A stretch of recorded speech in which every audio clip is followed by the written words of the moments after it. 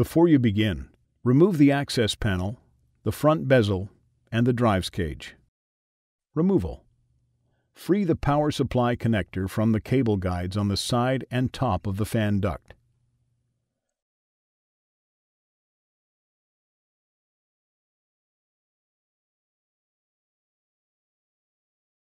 Pull out on the two retaining tabs for the fan duct and pull the fan duct out of the PC.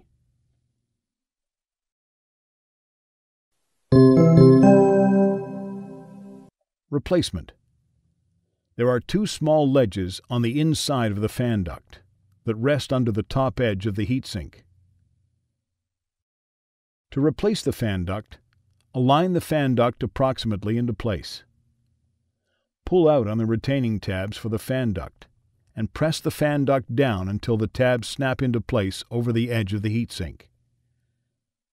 Replace the power supply connector through the cable guides on the side and top of the fan duct.